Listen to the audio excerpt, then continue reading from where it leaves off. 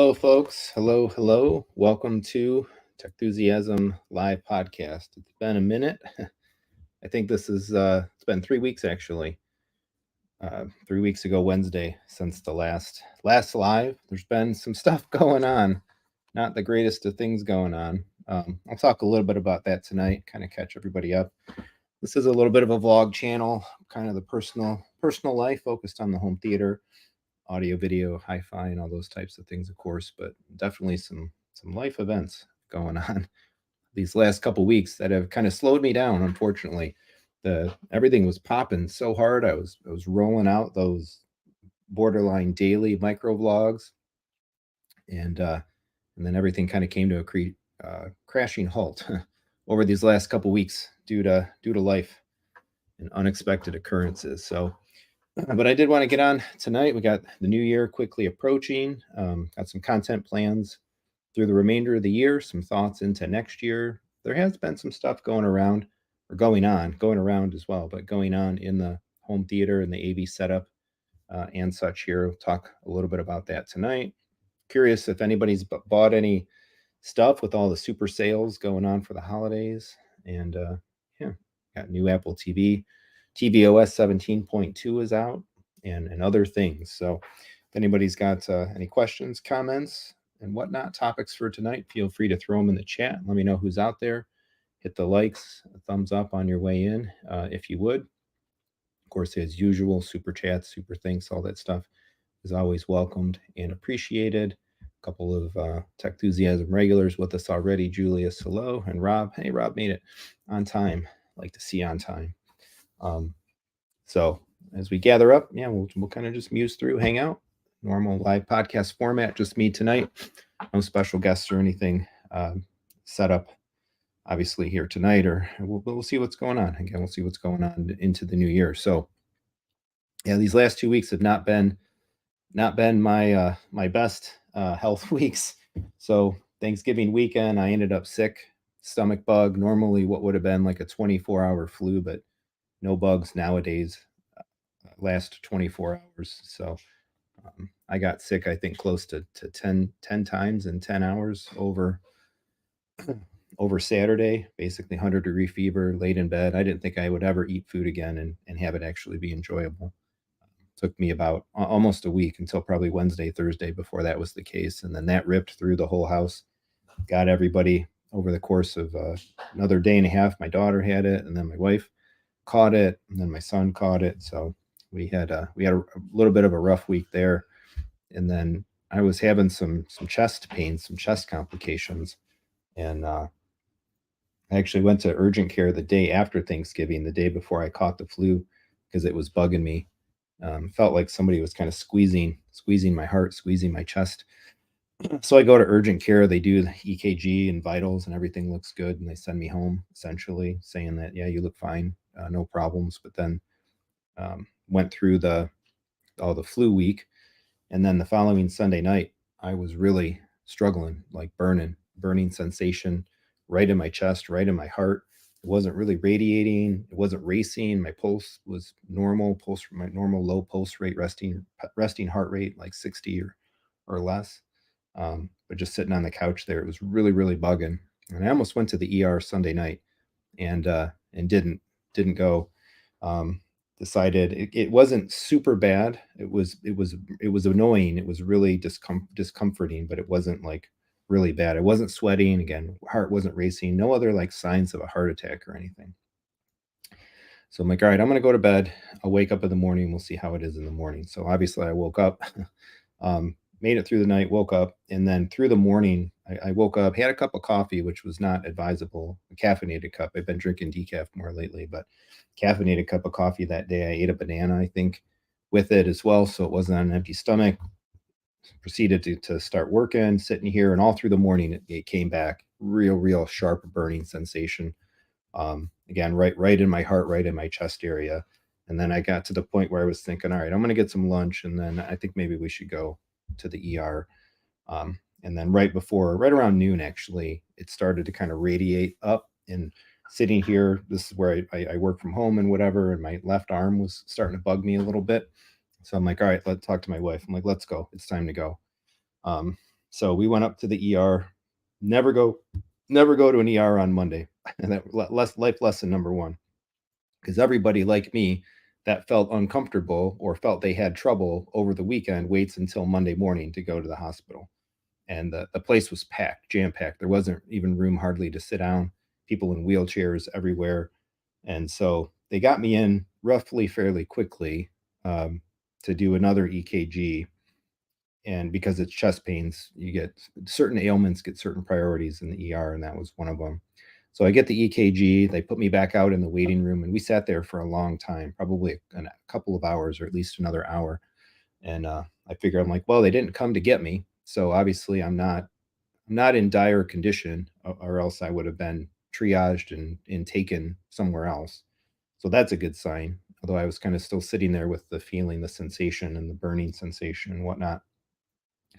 So I don't want to make the story too long, but they finally brought me in. They're like, okay, we need to draw some blood, and they were going to do that, leave the IV in, and by that time, I don't even know what time it was. Probably 2 o'clock, 2:30. Been at that ER a couple hours already, and all I had to eat was the banana.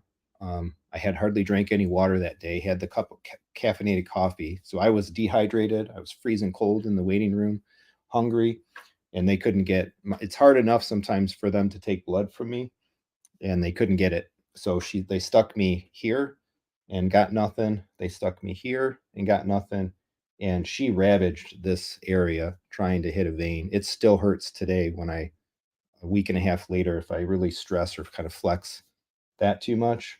And they got like a sputter of blood on this draw. Enough that she thought that she could test it, but nowhere near enough to even leave the thing in as an IV or anything. So okay, go sit in the waiting room for a while. I think it was hour number 5 or so, 5 o'clock ish, 4:30, 5 o'clock. They finally took me back in, put me in a room, not a bed or anything, but a single room, private room. There's a chair in there. And then they came back in and like, all right, we have to draw blood again. The first sample was not testable. It clotted in the vial. It came out too slow. So I'm like, all right, well, good luck. It's hours later. So they actually they went here, nothing. That one was that hurt. That was like a long sideways needle trying to get in there. They went here, which it's a little hard to see in the camera. This is still purple, in the circular area here. They got a little bit of she got a little bit of some blood flow out there, and then I think the vein popped or something. There was like somebody had put a marble under my skin, and the solution to having that pop was to basically squeeze it back down. And that popped again, and she squeezed it back down, and that hurt. That hurt bad. No blood out there, and then finally, right here, 9 days later, it's still black and blue. That's probably a third of what it was at its peak. And I don't recommend, if they have to get blood out of your arm right here, don't hope that they can get it somewhere else first, because that stick hurt more than anything. But they got enough out. Doctor came and talked to me. So EKG was normal, no sign of any heart distress. All my vitals and everything were fine the whole time. They actually had me in a heart monitor sitting in the room, and blood work was fine. They're testing for troponin. If you ever have a heart attack or think you might, your body releases an enzyme called troponin, I think is what it's called, but it indicates heart distress or damage or active heart attack or whatever. And I was clean, no troponin whatsoever in my blood. So the determination, which is what I had been suspecting all along going in, was after you folks have seen kind of how I struggled through the summer. No idea how many like coughs and stuff I have to edit out of these videos, or had to edit out particularly through the summer.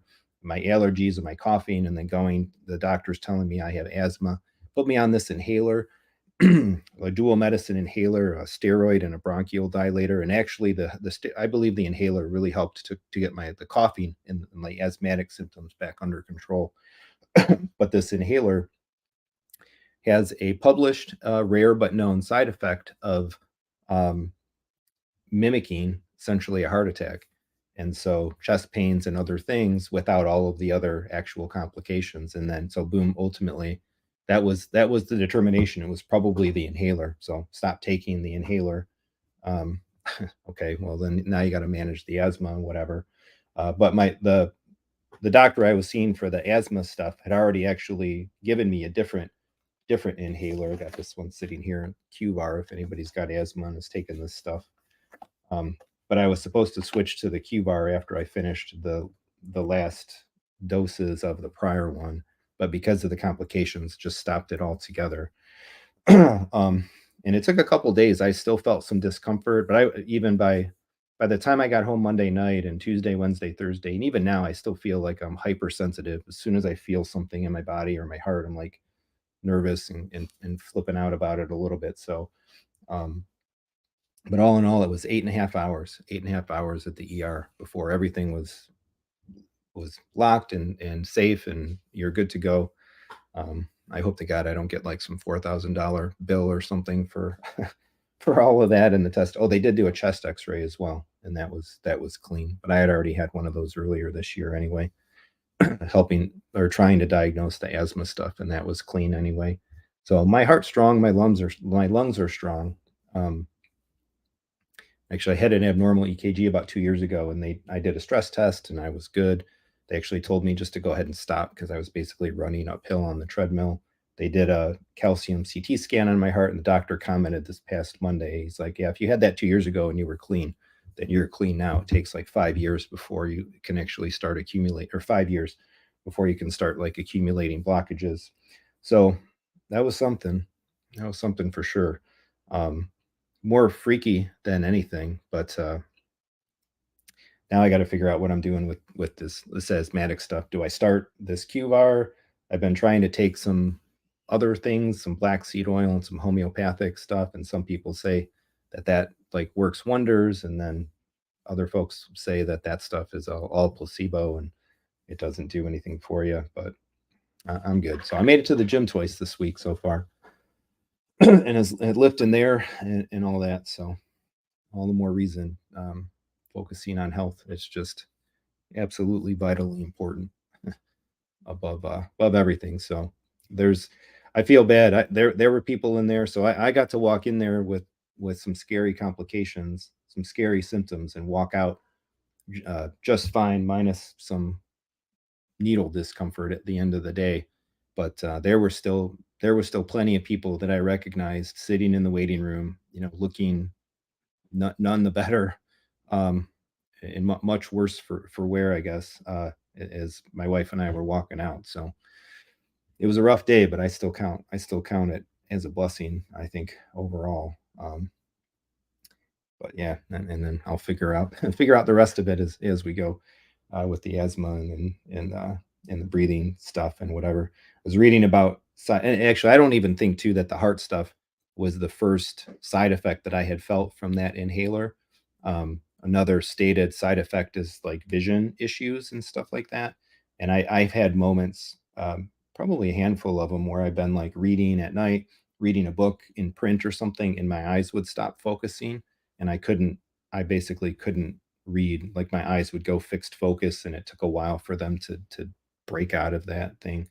So medicine, my my heart goes out to anybody that's watching. That's like, man, if your medical conditions put you on all kinds of medication and you're stuck on all kinds of medicine, man, sometimes the medicine is good, but sometimes the medicine is rough in its own respect. So I hope everybody out there is doing well and stuff. And I was reading about this QVAR anyway, and last thing I'll comment, I guess, on this, the doesn't have heart attack side effects, but there was one like WebMD like page that I was reading and talking about the um, QVAR inhaler, and it was written like a Steam review. It was basically like, tried the QVAR, got gum disease, lost all my teeth. Now I'm suing. I'm like, oh my god, that's just what I need. Just what I need to read about this one. So, but we'll see. I do feel after a week now, or actually, I'm 9 days removed from actually taking any active medication or maintenance for the asthma, and I do feel like going into the weekend, I felt like a need to cough a little bit more, but I don't know, placebo or not, something taking the black seed oil maybe is either doing something positive or the placebo effect is doing something positive. So we'll see ultimately. If I'm going to try to run it a little longer, but if I have to do the inhaler, I'll do the inhaler. saw the allergist today, and they told me I was basically allergic to every type of tree that they tested me for. So if I wonder why I have seasonal allergies, I can blame the trees. So hey, more time to spend in the basement in the home theater rather than outside in nature, I guess. A couple shout outs. Mia, welcome. Hello, hello. Yeah, sorry. Yep. Said I made it out. There's a lot of people there. A lot of people there with bigger troubles than mine. Well, Oprah Winfrey, welcome. Long time. Yeah, it's been 3 weeks. So that's the story. That's the story. um, yeah, Rob, definitely hit Mondays at work paramedic. Yeah, so busy. Oh man, they had people coming in. They dropped off a couple of ambulance drop offs.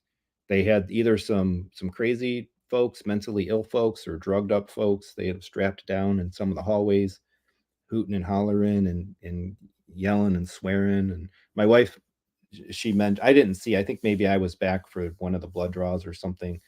But she said there was a car that pulled up to the drop off in the driveway there, and a lady got out, and then the person driving went to go park the car to come in. Obviously, I think they were dropping her off to go for some issue she was coming to the ER for. And my wife says she walked up to the door, looked around, shook her head, and turned around and walked away. So I hope they got, I hope she got the care that she needed um, somewhere else that day. But yeah, it's wild stuff out there. So much, like there's just so many people sick all around too. I'm supposed to be throwing a Christmas party for my team and some of my like key contributor collaborators at work Friday night, and two of my team members have been out sick this week, and then another one of the folks that I invited just messaged me that they had stuff ripping through their family, and everything is going on out there right now. So Josh, glad you're feeling better now. Hopefully you and your family stay healthy. Yeah, we're good. Hopefully get through these holidays, take it easy, chill, have some fun, and hopefully no flus and whatever. I haven't had a good string these last couple years actually. I think I've been sick around New Year's Eve the last 2 years. 2 years ago was I think really rough. I thought I had COVID, but I didn't at that point in time. Um, so hopefully we paid for it all at Thanksgiving time. We can make it through Christmas. Good.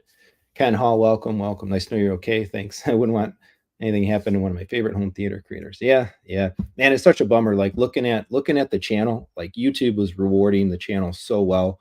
The view count was like literally parabolic, and then no uploads because I didn't have anything queued, made, and ready to go. And I can just my view count now is just like going down like to like a third of the views per day that I was getting before everything happened. But oh well, we'll get back. We'll pick it up again. YouTube will know that I'm here. I'm back, and it is what it is. Travis, welcome, welcome. Glad you could make it as well. Julia saying, yeah, it took my mother to ER there 12 hours. I'm sorry. Sorry about that. Yeah, that's been the first time we've been at an ER in a long time for anybody in our family. I think probably since our kids were really little. I remember taking my daughter in for something or another, but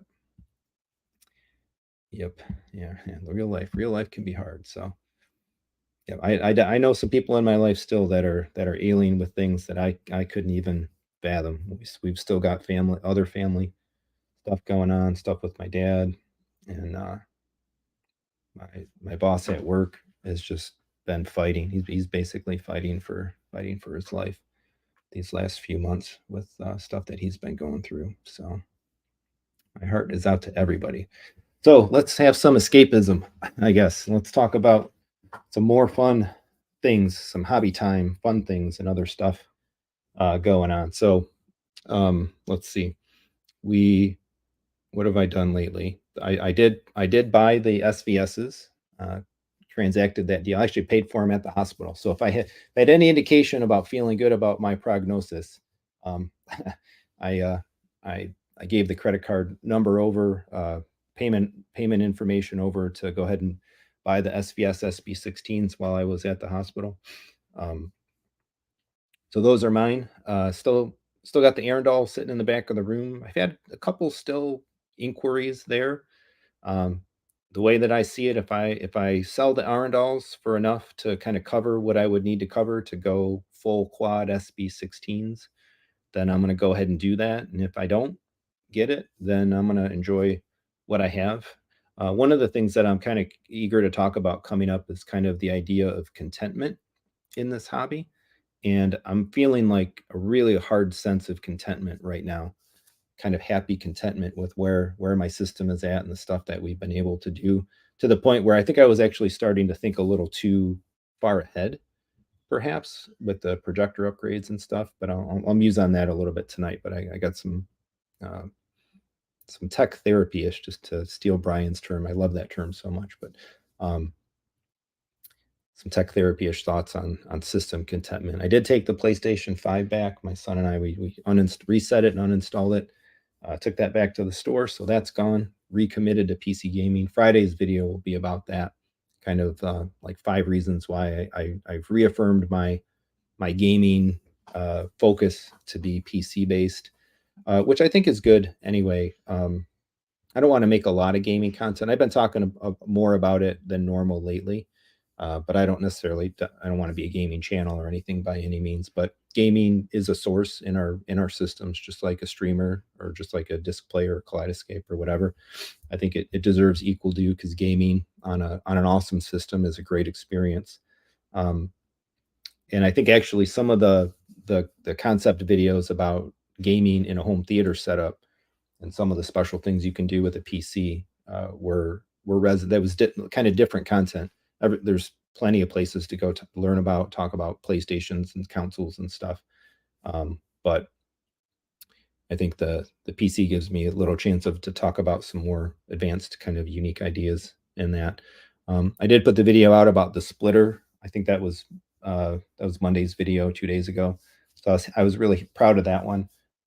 Again, trying to tinker with stuff and talk about things that I don't think get a lot of discussion, but I think can be really integral or useful to people's systems. Same idea with the video from the other week about the kind of breaking down how and why, connecting things on HDMI, why you may want to go through your TV or through your receiver. So that's the kind of stuff that I like to do, and I think kind of sets the channel apart a little bit.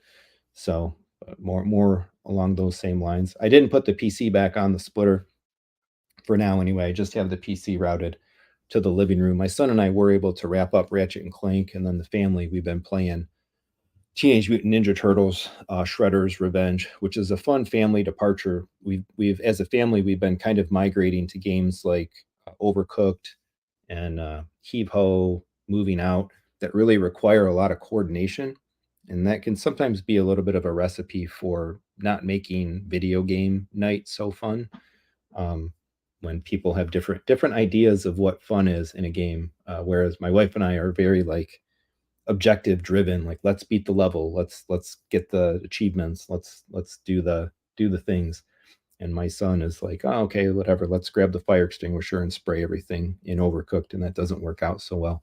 So Teenage Mutant Ninja Turtles just gives us all the ability to button mash through a level together and have fun and discover combos and things like that. So we were having a good time with that. We've only played it a little bit, a couple times, but it's not a very long game. But we'll be looking for something else. I don't know what I'm going to do with my son next. Probably Lego Batman. We were already about halfway done with that before Ratchet and Clank kind of jumped in the middle. And then myself, I want to get in some time, some of these late nights on Batman Arkham Knight, coming up more. But the PC is set up just to the living room right now. I may or may not put it back on the splitter. One of the big challenges of having it on the splitter means that I can in fact game in both rooms, be able to walk into the theater, turn stuff on, and everything would be good.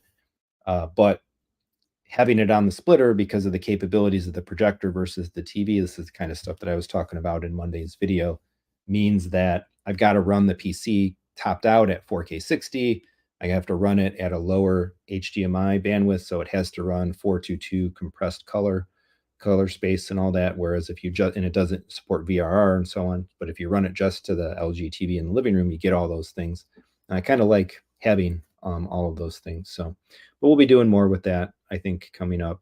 Um, but I'm not feeling talking about the idea of contentment and just thinking about spending money on stuff and different thoughts along that realm. I had been a bit inclined to push further. Still, doing the NX7 to the NZ7, and then maybe later on to a future JVC.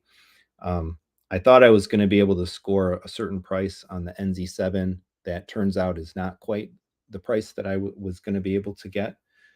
So that changes the calculus a little bit, but uh, I think I'm just going to chill anyway and just chill on the NX7 and be content. I think my systems right now are working so well that it might be a good time to kind of pump the brakes a little bit and hold off and start thinking a little bit more towards 2024 plans and kind of wait and see what the all the different financial outlooks and whatnot maybe like in the new year.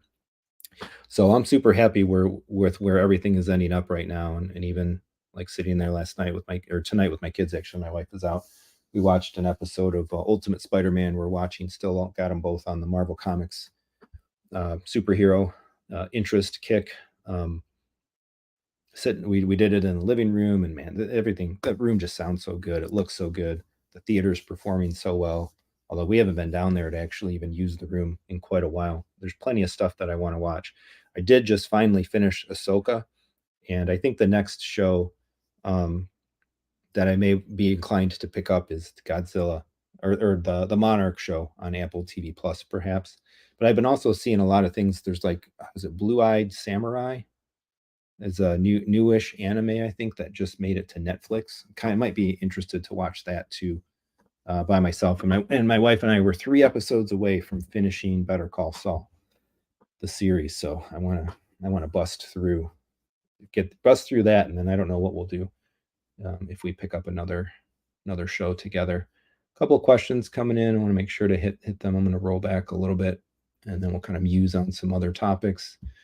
New names. I love seeing new names as well as all the regulars. So Tommy Ricknell, hello, welcome. Anyone have any opinion on Samsung S95C? Yeah, I'm not. So I'm actually, I clicked on this before realizing I can't, I don't think I can comment too much on this. So I've got the LG 83-inch G2 in there. So I felt really no need to upgrade televisions this year. And that, quite honestly, I haven't paid too much attention to the, um, uh, to the pros and cons and comparisons of this model year's television, other than keeping abreast of like what's going on in the 98-inch size, if that ends up becoming some type of a reality coming up.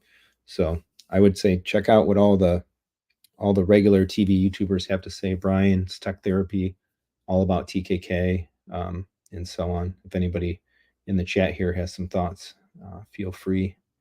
I guess I can comment on the expanded question you have here coming from an LG. Hesitate about the lack of Dolby Vision. To me, I think I would generally contend that people make a bigger deal about Dolby Vision than it probably really is. The televisions that we have nowadays are like so bright and so performant that I don't know, maybe the extra value add of Dolby Vision versus just running in HDR is at least diminished. I won't say it's inconsequential, but I have to believe that it's somewhat diminished. um, so Samsung is not a bad set because it doesn't support Dolby Vision. I think there's probably other comparison points to be had between different models. So I don't know what I'll do. We'll talk a little bit about it in terms of like maybe 2024 thoughts coming up. But that TV is fantastic. I think it's great. And since we've had the power board swap, everything works like it's supposed to. The control powers on and all of that, like one would expect a TV to operate. So we'll see. 2024 involves any new displays and whatnot coming through. We'll see kind of how things go. Let's see. Question on the HDMIs. Dbanez _ welcome. Happy you're alive. Me too. I like being alive. Bought a Sennheiser Ambio mini soundbar paired with an audio extractor where I connect all HDMIs for optimal audio processing due to the soundbar having one eARC. Yep. So sometimes you definitely got to work around stuff, and depending on your sources. My main point of contention, I kind of do things for the video. I do things differently. In the living room, I run into the television because I want different input settings per input depending on the source. in the theater, I'm predominantly using just video sources, and so it doesn't matter that they switch through the uh, the AVM90, let alone the fact that the AVM90 only has, or I'm sorry, the projector only has two HDMI inputs versus four in a TV anyway. So more sources, you have to do external switching regardless. So a couple other shout outs to Sammy's channel member. Thank you so much. Welcome. Glad you're all right. Yeah, thank you. Thank you. Gary as well. Gary asking, any way you can do a shootout between the 90 and the Marantz AV10? I was thinking about that actually with various folks that I'm connected to and collaborations and stuff.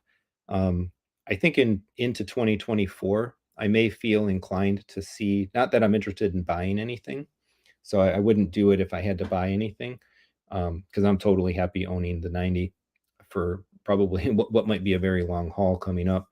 Um, but I could probably get my hands on some other items in other preamps would be fun to experiment with. I'd like to be able to play with Dirac, get some firsthand experience with Dirac and whatnot. And I think folks might be interested to hear my thoughts on this. So I was contemplating that as a possible target model to ask for um, from at least one of my partners or whatnot may be willing to send one of those over for a period of time and play with. So stay tuned. It wouldn't be anything that probably happens soon, like something maybe into January and whatnot, but I wouldn't mind certainly taking a look at the AV10 and playing around with that. Travis saying, having my MRX updated to the dealer tomorrow to the 8K board. Why? I don't know really. Yeah, at least you'll be up to date.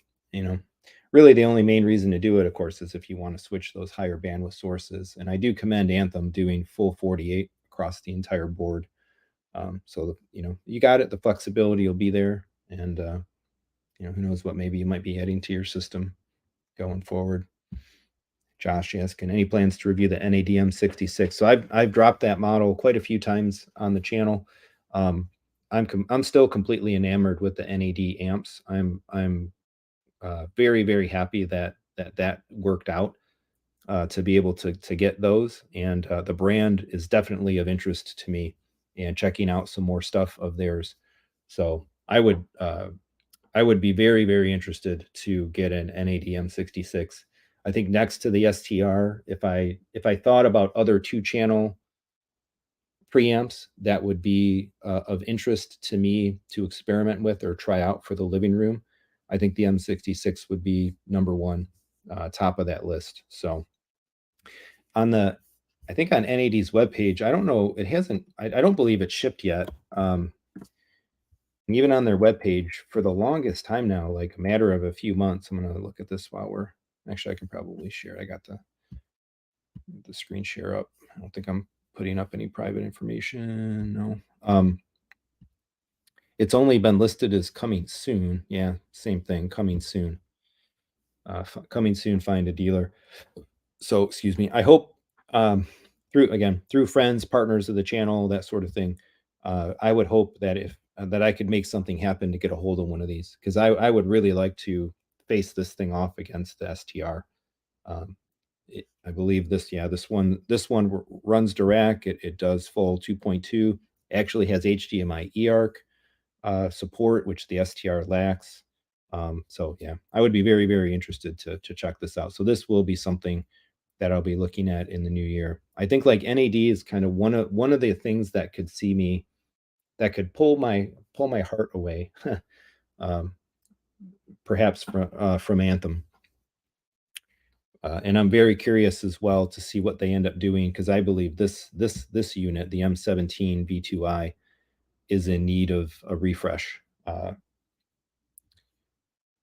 as well, in order to get it up to being like a 15 channel processor type of thing. So I expect in 2024 that we will see, building off of the M66, we'll see a home theater iteration of the M66, and probably an M66 that also has the integrated amps and other things coming from NAD. So very very, it's a keen a brand along with Anthem that I'm very keen to see what they do. So that'd be pretty cool. Even at the same time, if I were to get if I get an AV10 for the theater and an M66 for the living room, that would be pretty fun. So the thought is definitely, I'm with you, Josh. The thought is there. If I can make it happen. So I need to talk to various folks, which probably, again, a lot of those discussions may not happen or pick up till after the holidays. A lot of folks are kind of winding down right now. MT Young Percussion, glad you're okay. I am glad I am okay too. Thank you very much. I very do appreciate it. Let's see what else we got. A couple other comments. Oh, Julius Yeskin. Yeah, Sammy replied quite a bit about Samsung TV questions, Tommy. So check out those replies there. Julius, have you upgraded your router to Wi-Fi 7 yet? And which route? And if not, which router do you own? No, I have not. I'm still on a bit of an old router. I have a Netgear. What is this model? X70. Yeah, this is mine. But this is another thing that I'll probably think a little bit about. I believe in the new year potentially. Yeah, I think this is mine. Wi-Fi 6, 8 stream. I'm pretty sure this is my router, AX6600. So I think there are newer versions. They've got the Wi-Fi 7 versions. We do have the new iPhones. I don't know if those iPhones are Wi-Fi 7. And apparently we'll be looking at new iPads probably into the new year. I'm guessing maybe March. So I'm kind of keen about that. If a new Mini is announced, very likely to pick up a new Mini for my wife. And then my wife's current Mini, which is the current model right now, would flow downhill to my daughter. She's got an even older Mini that's really kind of nearing, I think, its end of life. Doesn't hold a charge much anymore and whatnot. And I'm curious to see what they do with the Pros. So I've thought about upgrading networking a little bit around the house. In particular, I was thinking about it more hotly when the new Kaleidoscape Terras were announced and like the 2.5G networking support and stuff like that. I've kind of cooled on feeling a huge draw to bother kind of messing around in that realm, just because there's not really any pressing need for it. I think the only reason that I really would use anything greater than 1 gig local Ethernet right now, again, would be that Kaleidoscape. The PC doesn't need it, even though that's the only other device I think in our household that has a 2.5G hardwired port. And I don't think we have, um, again, except for the phones. I don't even know what the iPhone 15 Pro is that support Wi-Fi 7. Wi-Fi 6E. And next year's 16 will gain Wi-Fi 7 up from 6E. So I think I'm pretty much topping out on the Wi-Fi bandwidth anyway. So yeah, probably won't be doing much. I don't really expect. I'm definitely not going out of pocket for any significant amount of money to upgrade my Kaleidoscape server as well. Kind of another point that I would make of like coming up in some content that I'll probably spin out is like, what do I want to focus on? And then conversely, what are the things that I feel I like don't have any need or desire to kind of spend money on? It's not worth the opportunity cost. And I love the Kaleidoscape. And actually, based on the stuff Apple's doing, they're making me love the Kaleidoscape even more. But I don't I don't foresee going out of pocket any significant amount of money to buy a Tera Prime. I've got a 12 terabyte Tera as it is, 200 movies, plenty of space for me and our needs, and we can download at 12 minutes nominally for a movie right now.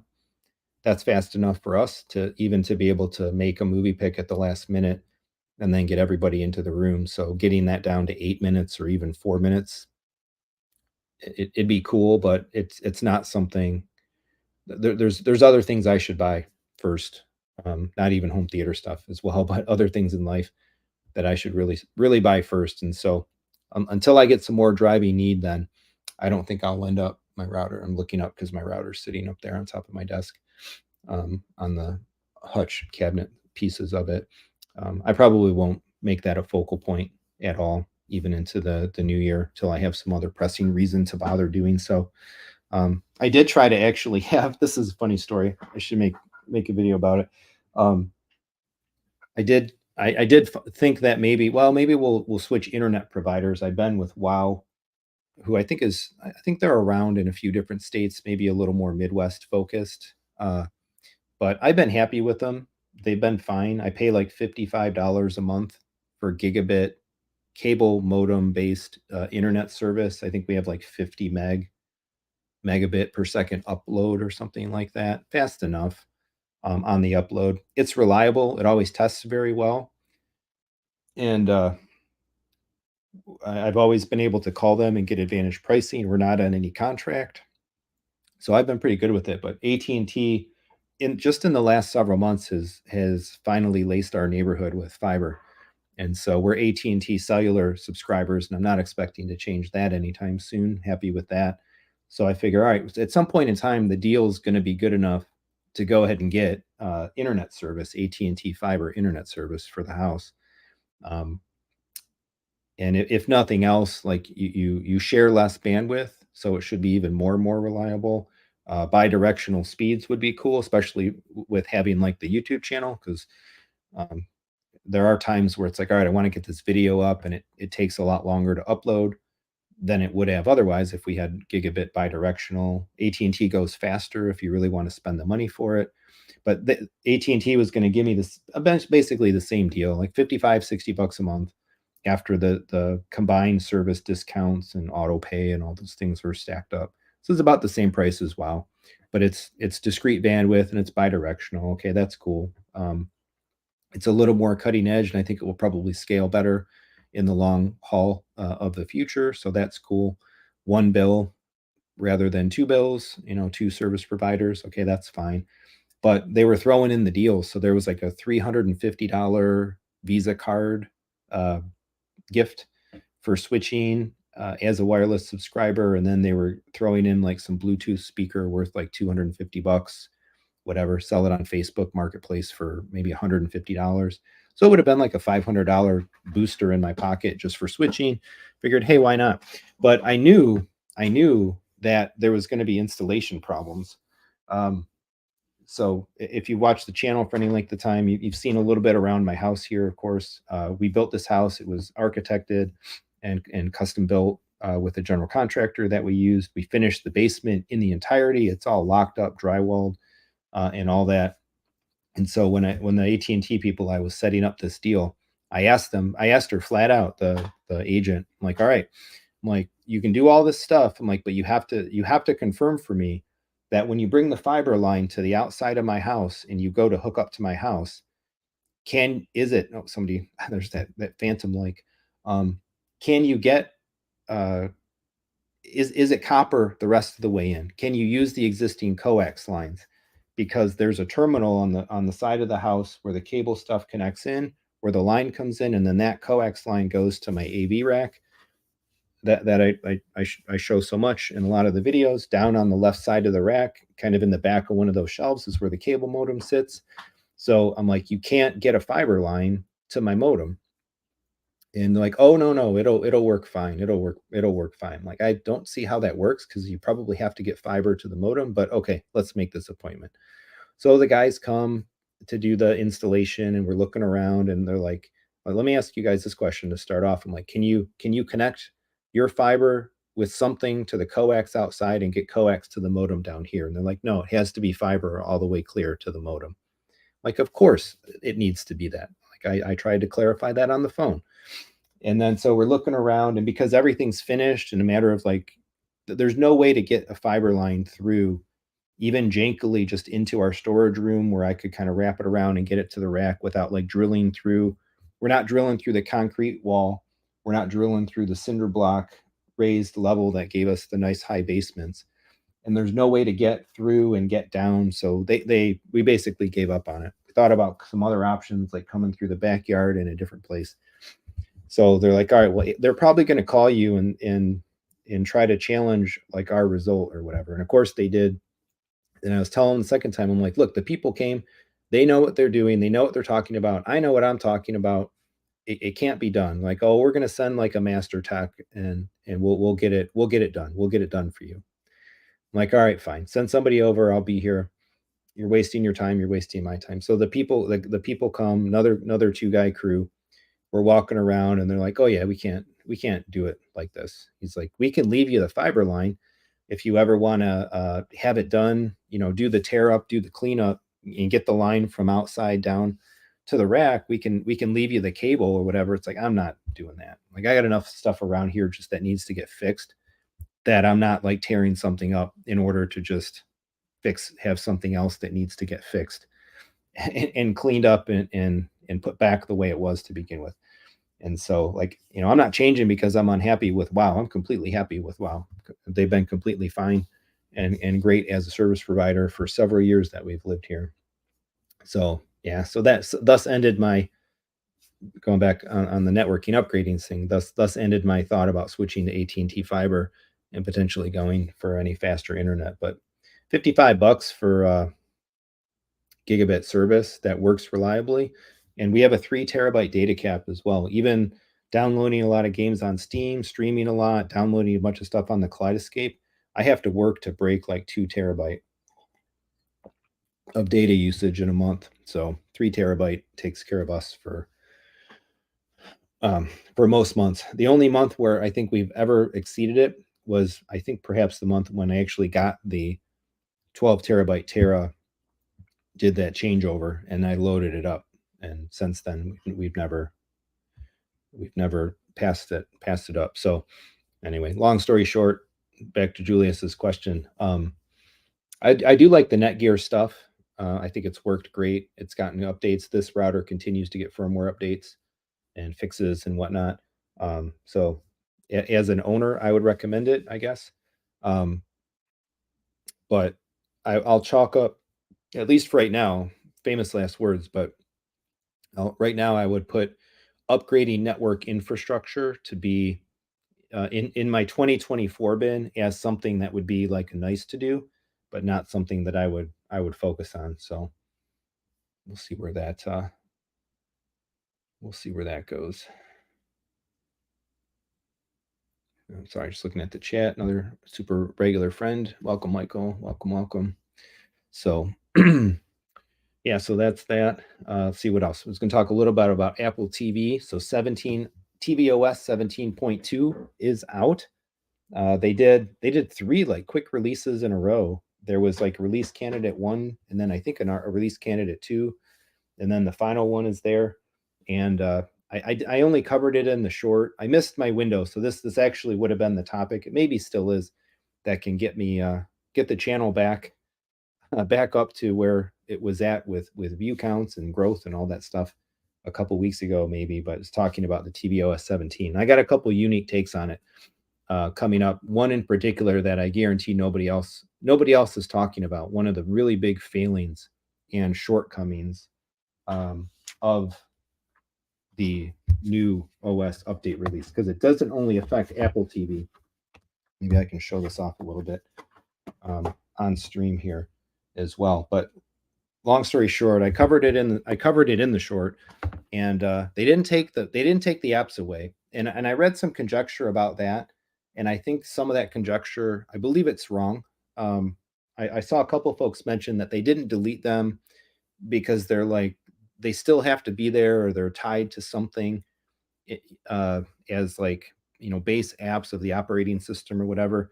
I feel like, unless the people making those claims were saying that with some privileged information, as a developer, I would be inclined to disagree with that. I think they're there because it's a usability.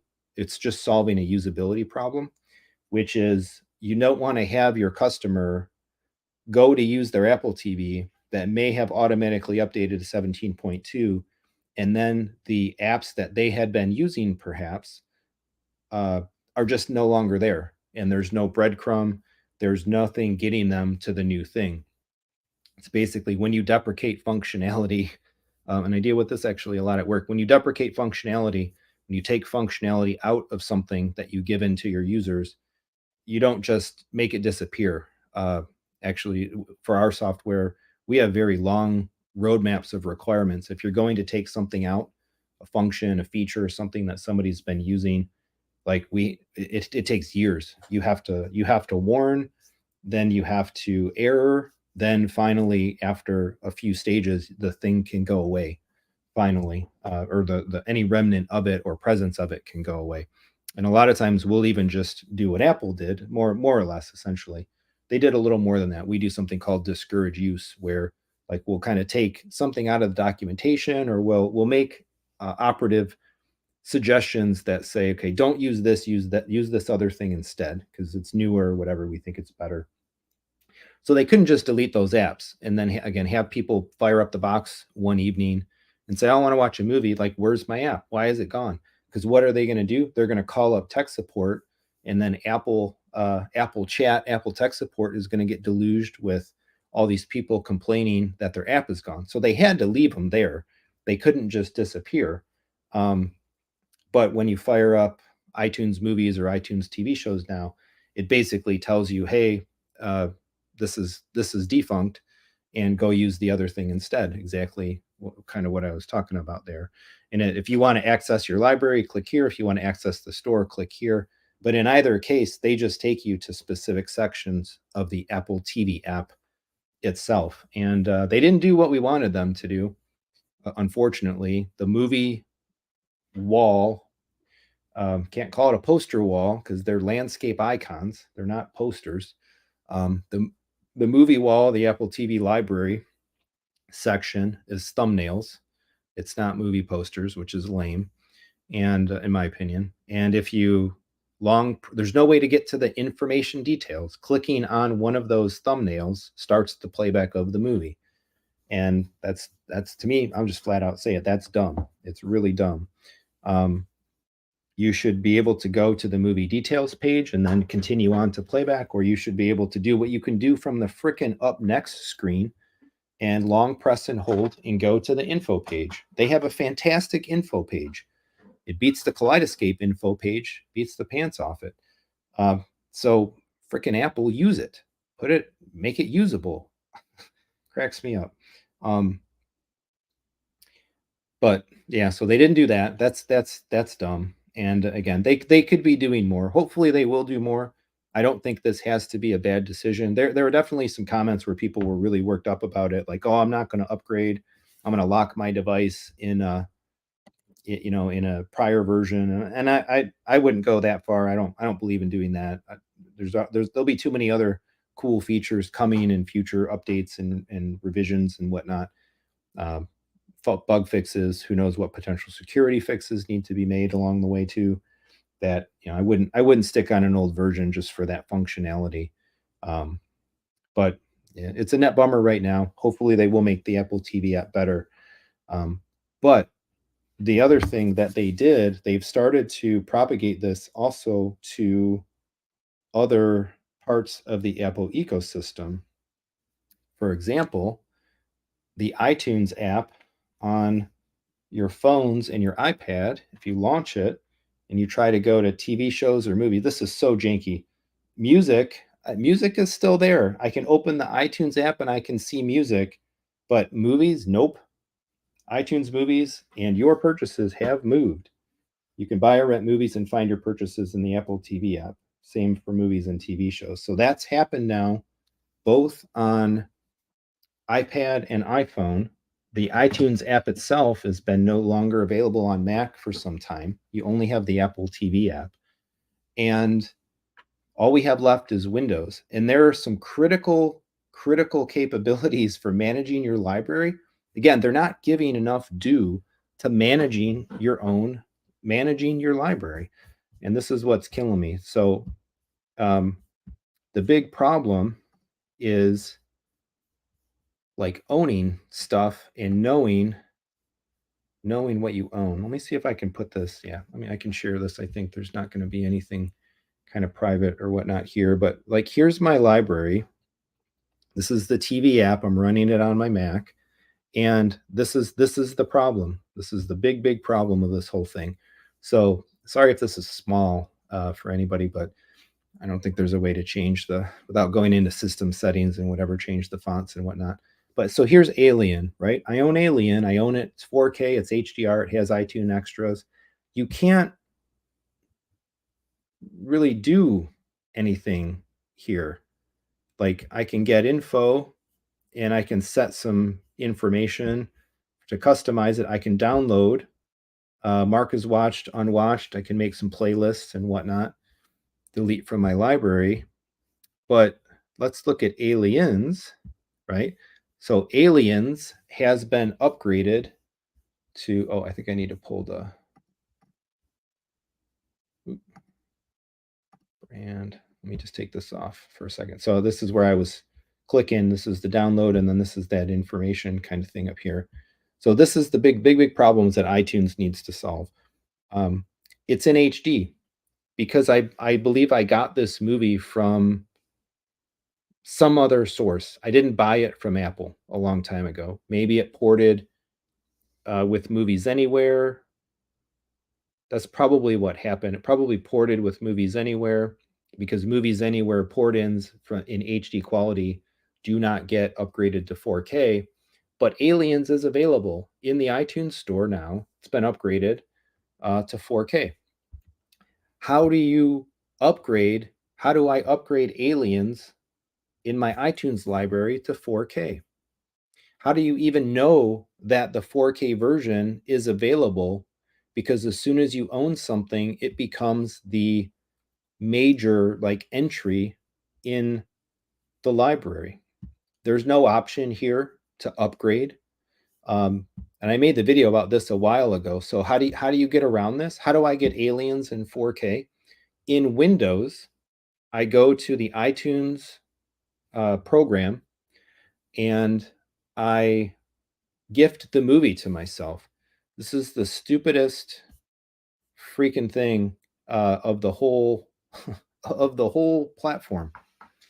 And I've been doing this lately because with the holiday sales and stuff, I have actually added quite a few things to my iTunes library, including some 4 HD to 4K upgrades. And I did that by gifting them to myself. You pay the sale prices, $4.99, in a lot of cases for movies on sale on iTunes. You go in iTunes in Windows, you're still able to do this. You have the option right on the movie page. You gift, uh, you confirm the details about it. You put in an email address, and then the gift code gets sent to who you indicated on the email. And there's no options to do that here. It's so dumb. It's so dumb. Um, and so I'm really hoping that like they don't kill the iTunes program on Windows. It's the last way in the iTunes program on Windows is one of the last ways to like go to an entry in the store, see what you own, and get an indication that, oh, this thing is also available in 4K.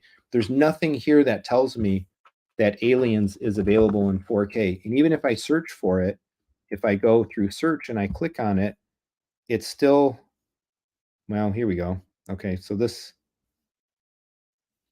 is at least telling me, this is giving me a store view. This is interesting. This almost feels different. If I click down here, no, okay. Yeah, see, this is the view that I like. This is even so dumb. This is even so dumb. I'm getting really frustrated with Apple. This is the page that I get in my library. Sparse, Spartan, text-based, text-heavy.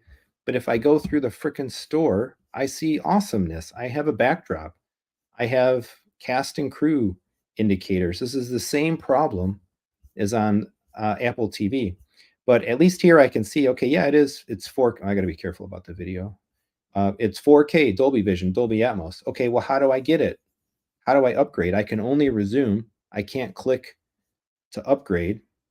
And if you go all the way up here, you think maybe, okay, maybe I can share and I can gift it. You know, can't, no gift option there. So it's really bummed. So again, I'm saying like Kaleidoscape, Apple is making me happy with Kaleidoscape because Kaleidoscape tells you right in your collections if you know something is available. It's right in your offers page. Movie's been upgraded from HD to 4K and you own it. Go to your digital offers page and buy it. Right? Let's see, right there, manage digital offers. Want to go ahead and buy any of the movies? You can get them. Kaleidoscape, disc to digital. You can't disc to digital on Apple. Um, so I think some of these policies and stuff are really flat out kind of better better on Kaleidoscape movie posters and stuff as well. So this is a big failing. As long as at least the iTunes app sticks around on Windows, it's serviceable. If you have access to a Windows computer, I do, but I also I have a Windows VM uh, on the laptop here because I unfortunately still have to use it for Control 4. But yeah, this is the lamest part about it.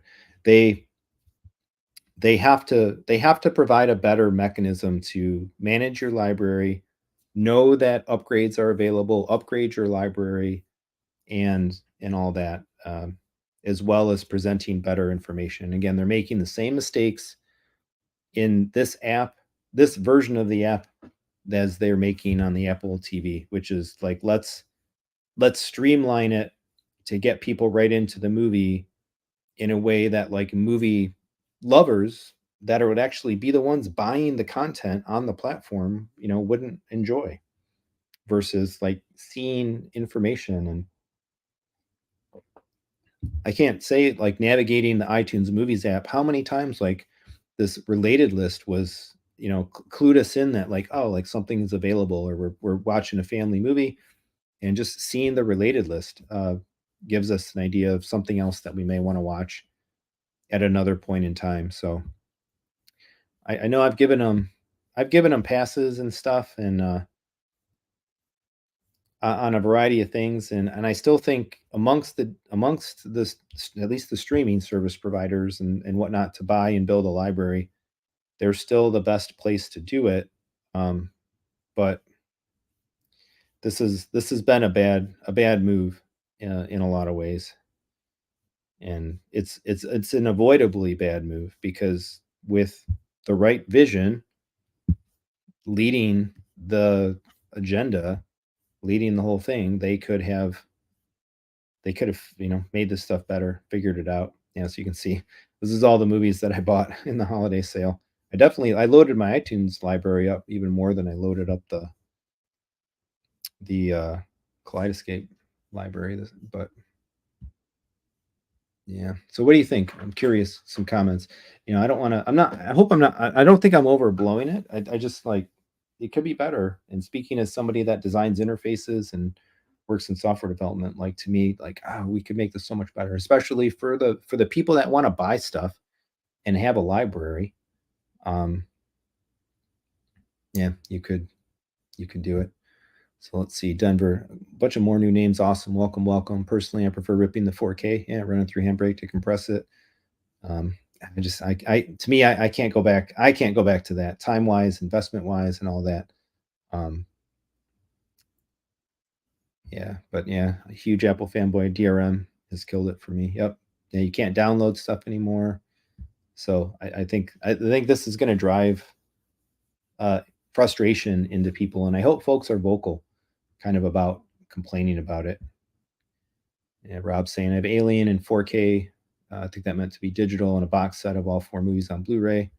So I did the disc digital for Alien and Aliens. Yeah, K wants $22. Well, Fox wants $22. So that's Fox used to have better. Fox used to have better pricing in the Kaleidoscape disc to digital store, but they don't now. So yeah, since I owned it, 24.99 discounted to 21.67. That's the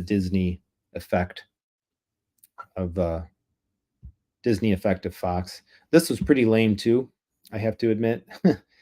Avatar: Way of Water and regular Avatar collector's editions hitting the K store. This is a little bit of a bug in the K store as well. So I own Avatar and I own The Way of Water, and I get the gold checkbox for the collector's editions, but I don't actually own them. If you click on them, I can't download them. I would have to purchase them again. And I was curious when I put up the community post, like, what's the difference? They have the same runtime. It's like the same movie. I think they have. the same download size even. Yeah, 4K HDR. This is Avatar, 90 gigabytes. And if we look at this one, 90. It's the same movie. They want you to pay $30 for some extra special features. And that's not Kaleidoscape. I don't want to I blame Fox for this because Kaleidoscape, I don't think Kaleidoscape would have done this if this isn't like the directive that the content holder, right, that Fox had given them to do. But this is lame. This is totally lame. $30 to have a second entry in your library for a movie you already own just to get new and expanded special features. So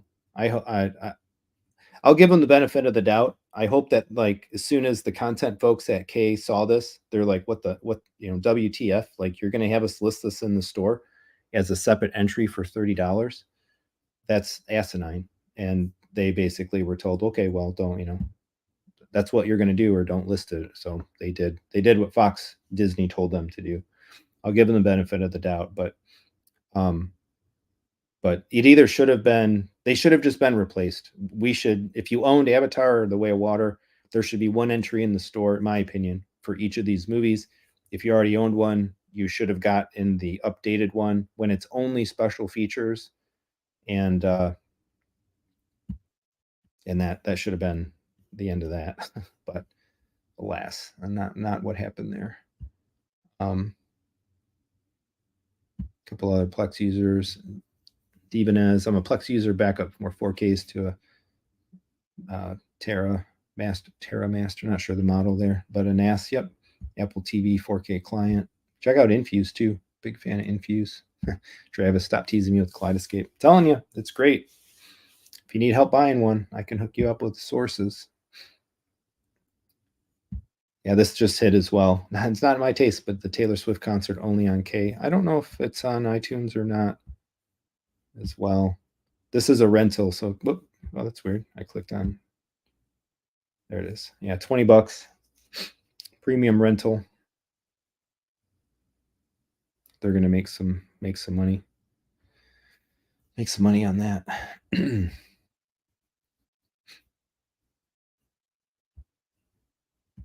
Yeah, Denver saying Infuse rocks. I still have Infuse codes as well to give away. 1 year of access to Infuse Pro.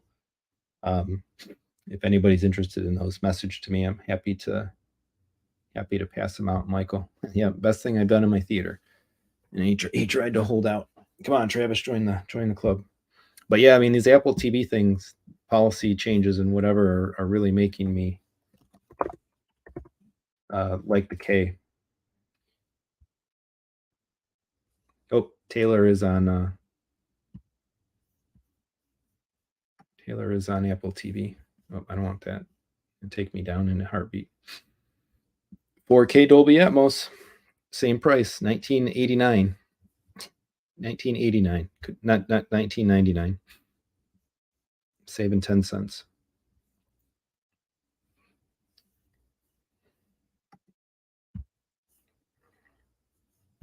Jeremy Wormy. I tried to tell you to buy it in the very beginning.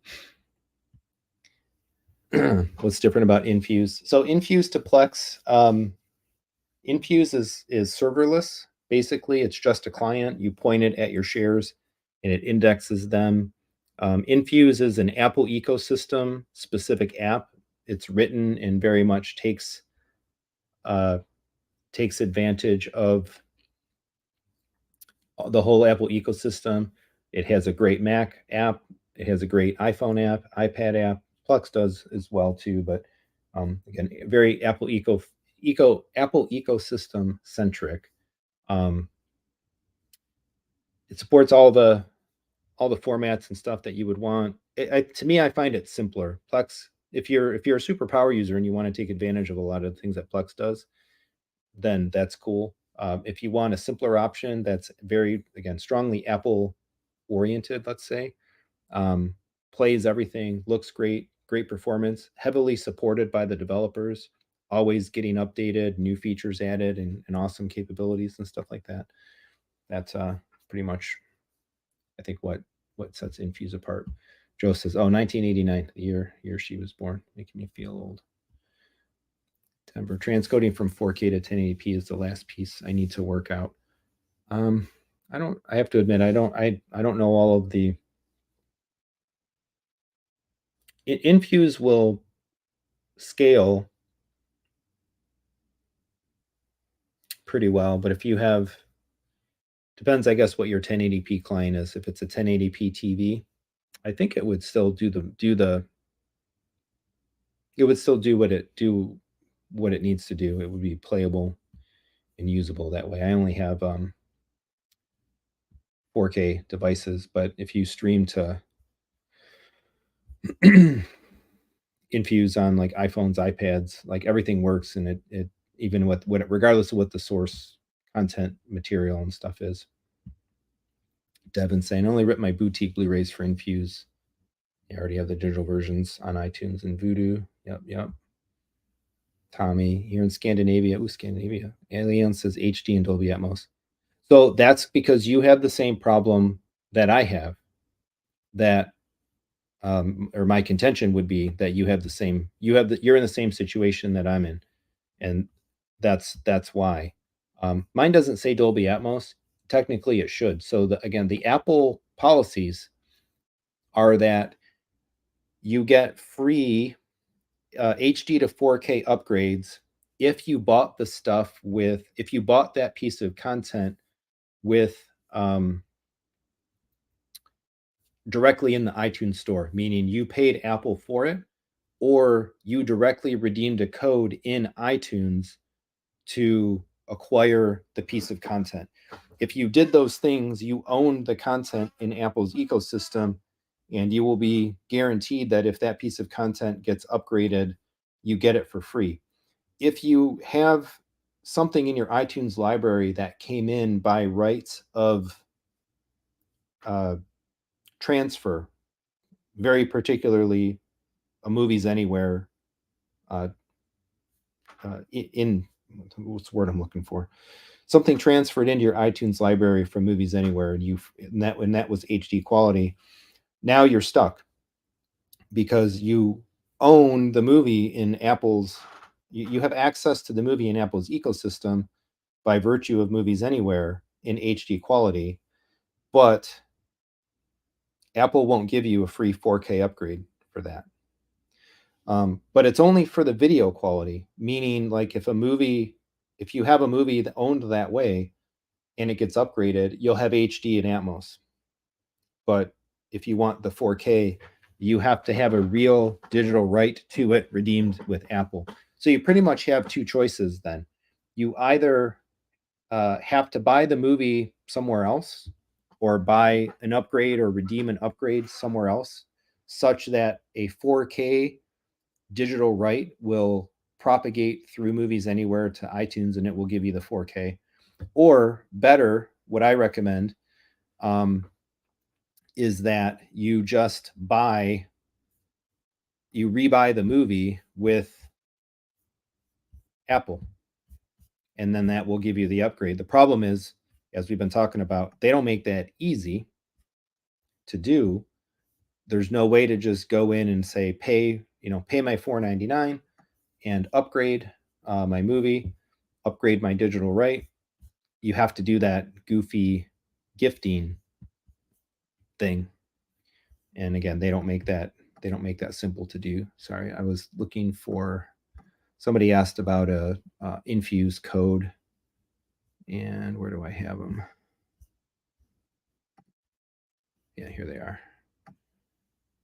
I'll just go ahead and throw this in the chat. Debanaz _ this is for Debanaz _ so there's one for you. If anybody else is interested, I do have a few more of these. It's not necessarily an affiliate code.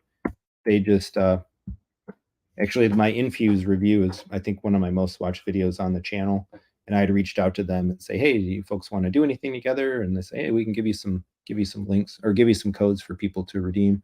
So that's 1 year of Infuse Pro to be able to check out and experiment with and all that stuff.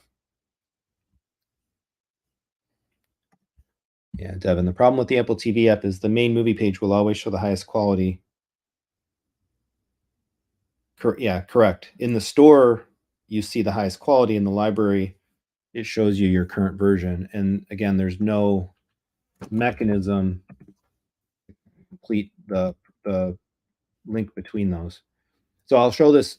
I'll try this trick here. I'm kind of curious. This is the other thing that I surmised of. If we really do lose access to iTunes and the ability to do this in Windows, this is what you would have to do. If I delete the movie from my library, which isn't technically deleting it, it's hiding it. And if you go into certain menus, you can actually get into your iTunes account, the deeper like login account pages, and you can see what's hidden in your library. If I do this, it's gone, whisked away to the bowels. It doesn't sound right. To the bowels of my account. Now it's not in my movie list anymore. Okay, so now let's search for Aliens. Now I can buy it. So this is the other way that you have to finagle around. I'm not going to buy it for $19.99, but I guarantee I'll be watching the Blu-ray.com iTunes sales day by day list, and as soon as this goes to $4.99 on a sale, I'll be picking it up. So this is the other way to go, and I'm curious to kind of complete this circuit. When you buy it, what happens with the movie hidden in your list? Does it stay hidden? Either one of three things is going to happen, I suspect, from like a software design perspective. If I buy it now, either it'll show up in my library and it will be unhidden because I just confirmed that I do want this in my library. I just told you to take my money and let me have it again. So it should show up in your library and it should come out of the hidden list, or it shows up in your library and it stays in the hidden list, which is kind of janky. In that case, like, do you have to go to the hidden list and is there a reason to unhide it? That should not be the design. Or I buy it and it still doesn't show up in my library because it like unlocks the higher quality now level that I'm buying directly with Apple, but I've had it hidden, so it still doesn't show in my library. So after buying it, I have to go into the hidden list and unhide it. So one of those three things will prove to be the reality,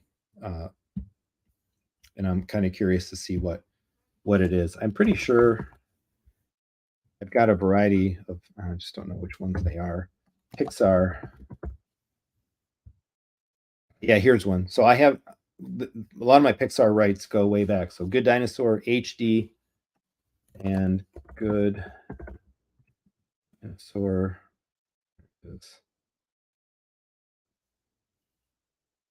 Wow, that's screwy. Okay, yeah. No, this is what you were saying before. So yeah, so I can play it from here. It says 4K Dolby Vision, Dolby Atmos, but it's not. It's if I play it, it will be in HD. But I think these are on sale. Maybe we'll try this. I wonder if we can try this live. Let's delete from library, hide the movie, come back here. Probably have to research, get it to show up. There we go, $9.99. All right, for science, we're going to do this for science. Let's see what happens. Hopefully, I might have to click on and off the sharing just because I love you all, but you don't need my credit card information. So I've hit share. I've got Touch ID. Buy me the movie. You've already purchased this title. Do you want to download it again for free? No, I don't. I want to buy the movie in 4K, Apple. So if I cancel, it's going to kill the purchase. Oh, this is so dumb. Man, these guys. Tim Cook, please get in touch with me. Let's fix this. If I hit download, what's it do? I'm going to download a movie that I already own that's hidden in my library. God. That's not even here. And doesn't show up. Asinine workflows. No testing. No thought given to how this stuff is supposed to work. You're making me like Kaleidoscope. You're making me, Apple, you're making me regret spending a few $100s or so padding up my iTunes library instead of just padding up my Kaleidoscape library even more. Really, really dumb. So this is terrible. You can't gift, and you can't gift out of here. You can't get the movie.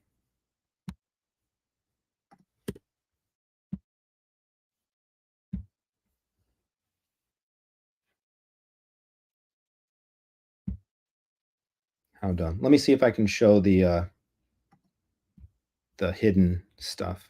I have to log in.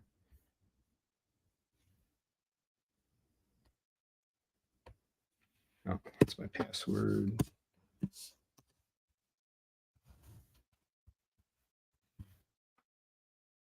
So what I did, let me make sure I can share this before it comes up. I've noticed bugs in here as well. Okay, there it goes, finally loaded. All right, so if you go on the menu bar, if you go to account settings, you log in, and then you scroll down to the downloads and purchases section. It says hidden purchases, unhide any hidden re-downloadable purchases, and there's a manage link. You click manage. All right, now I can share this. So here's what's hidden in my library, and I do actually have a variety of things hidden in here. I was just because of historical purposes. There's real there's been janky reasons why I've had to hide and rebuy other things, but right at the top of the list, most recent, it's not showing me.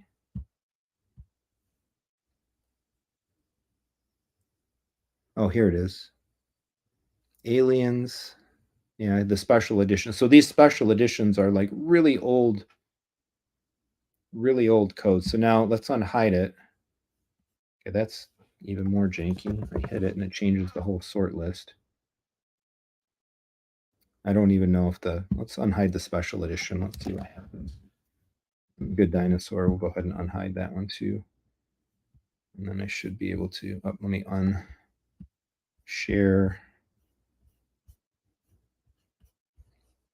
And then we got to close this out. So this is where I've noticed some further jankiness as I was buying stuff in the holiday sales. Is this menu, when you go into purchases, it locks up and it doesn't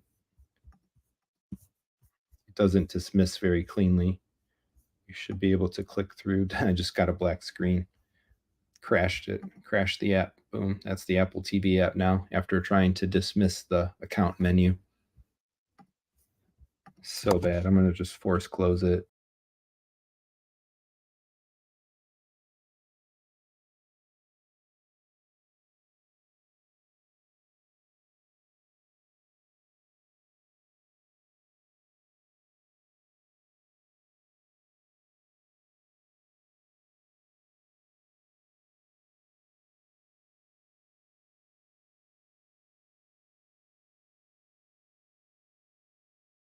Okay, I'm back.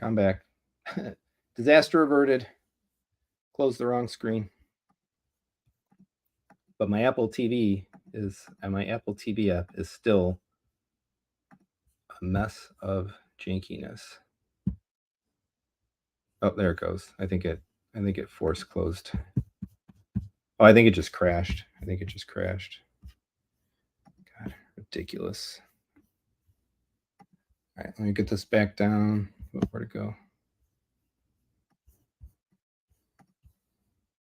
All right, we're back. We're back in business here. All right, so now let's go back to movies.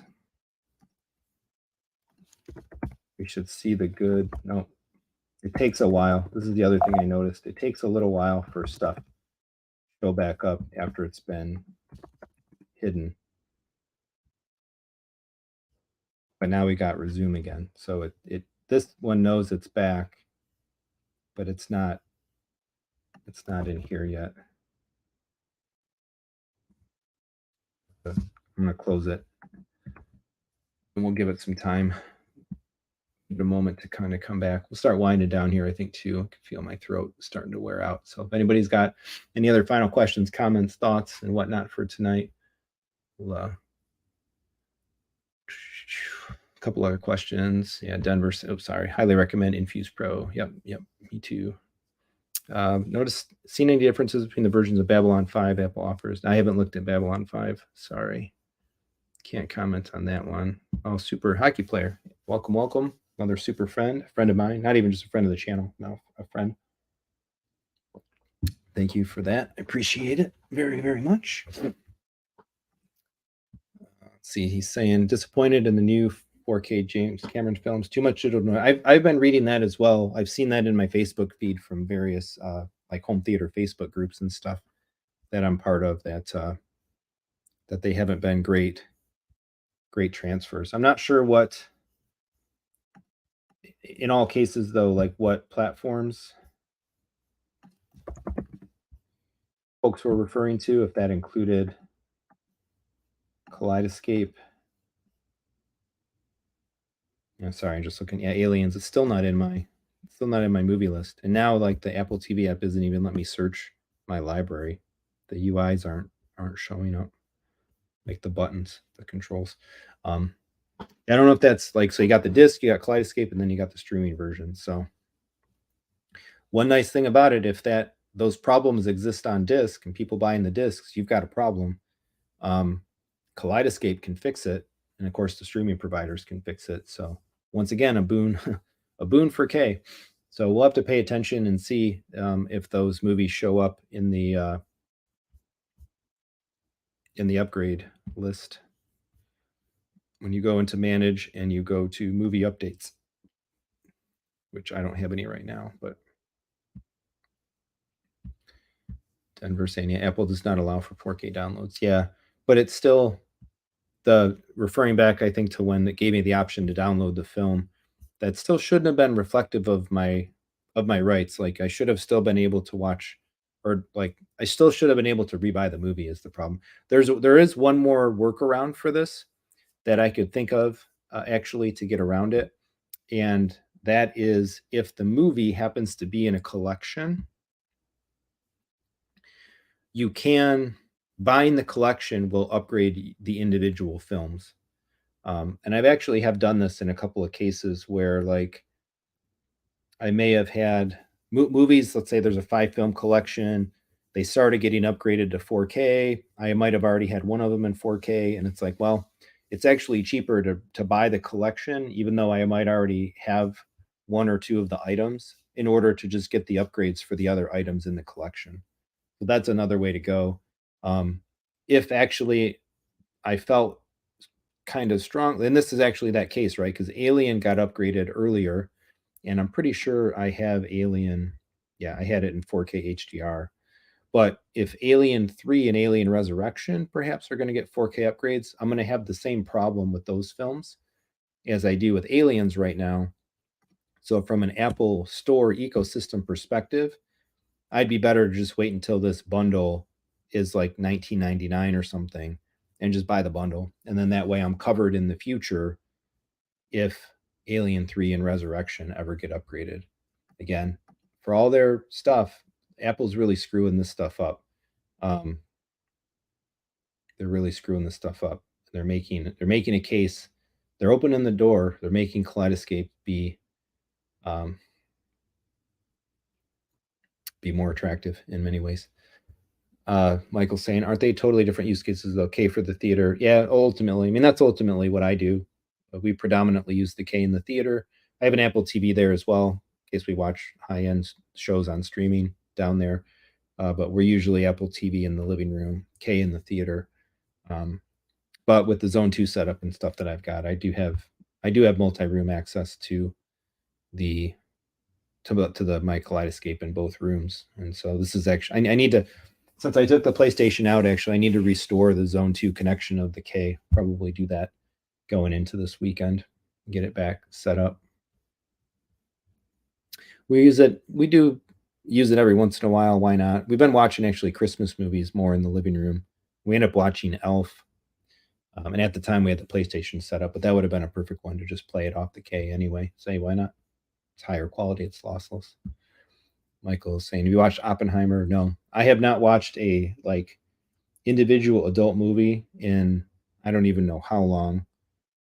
And it's probably been a couple months since we've actually watched a family film in the theater. It might have been Ninja Turtles or something else shortly after I had the SVSs in. We've just had almost no opportunity to get down there. And then with the holidays, the illnesses, and other events going on, we haven't had opportunity. Oh, by the way, the waxy look on the new Cameron films is all versions, including Apple and Kaleidoscape. So there you go. Kay can fix it. Well, if the studio lets them fix it, right? If they fix up the master, pay attention. Well, we'll keep an eye out for those upgrades, movie updates available. Yeah, sadly, it's behavior like this is why I no longer purchase movies from Apple. I just can't fathom like that. I really generally respect Apple's design sensibility, the focus on usability and all that stuff. And they just janked this whole thing up. And how could you not envision like these different purchasing and ownership? The whole thing is predicated on digital ownership. So how could people not be conceiving of these workflows and whatnot is beyond me. They can call me, get in touch with me. Let's get them on the channel. Let's really talk about it. I could have fixed all of these workflows in a week. Hamza, I'd buy a Kaleidoscape if they had Criterion. Yeah, that's a bummer. There's definitely films that I want to see hit the K store. Some more kaiju stuff, Godzilla, which I think Criterion maybe gating some of that. So there's definitely work to do in the store. The Criterion's been a long-standing gap and request. K management has known about it for a long time. So let's just say maybe it's not there for lack of trying. It's just a matter of working with the folks and cutting the right deal and all that sort of stuff. So we'll see. Kevin Orr, what made you decide on the AV Anthem 90 experience with the AV 10? There we go, debating between the two. I went with the Anthem. I went with the AVM 90 because it's my fourth Anthem product, and I like them a lot. I started with an AVM 70. I liked it so much, its virtues and its capabilities and its interfaces and so on, that I bought an STR for my living room. I bought an MDX for my whole house audio distribution. And so I'm a fan, a big fan of the brand, its features, capability, quality, and all that stuff. So it was an easy choice for me, wanting to have a four independent subwoofer processor, and to stay in brand and make that upgrade. I've had Marantz stuff in the past. I had an AV7702, I had an AV7704, and I've used plenty of Denon. And I can't speak to the AV10, but when I went from former Marantz AV77 models to the AVM 70 Anthem, I thought it was a very definitive upgrade. I would expect the same to continue between the 90 and the AV10 as well, though the AV10 has more stuff going for it than the prior generation of Marantz did. But we'll see. There's been some requests, and I've already had it, as I was talking earlier, in my mind to consider, maybe through one of my partners, collaborators, or whatnot. Maybe I can get an AV10 in the Techthusiasm home theater in 2024 and kind of put it through its paces and comment and that. So that would be cool to be able to do. We'll see what's what there. Deeban saying, I'm getting HDR10 Plus on Infuse, which is revolutionary, but not DTX or Atmos. Yeah, so you won't. That's a failing not of Atmos. That's a failing of Apple TV as a platform. It does not bitstream lossless audio. It never has to date, anyway. We'll see in the future if that ever does in fact change. But yeah, the most you can get out of it is 7.1 PCM. And you're still getting lossless audio, but you're not getting bitstream. Because you're not getting bitstream, you in the metadata, you can't get DTS, X, or Atmos. So that's the one glaring gaping hole of the whole Infuse proposition. The one thing they're missing. But that's an Apple limitation. That's the same for Plex as well on the platform. That's why people generally consider the Shield, or you go for something like the Arvolution or a Zedu or something like that. if you really want to preserve that audio. If the other thing would be just be happy that you're getting lossless, play the 7.1, use the up mixer, and maybe in some content you might not notice much of a difference. Michael asking, what did you use for sources on the MDX? Yeah, you cannot AirPlay directly to the MDX. You have to plug something in that would be an AirPlay target. I use my Control 4 audio. So my EA5 has 4 audio outputs connected to the MDX. 2 optical audio, no, 2 coax audio, and 2 red white stereo RCA audios. And then in my Control 4 configuration with Dan, he set up 8 AirPlay targets. They're like kind of virtual AirPlay targets. And so I can pull up any device and say, make sure this doesn't compromise anything. Yep. I can pull up any AirPlay target and I can play, what is that? Back porch, basement, craft room, front porch, kitchen, Lego room, office, theater, etc. Those are virtual AirPlay targets in the Control 4 config.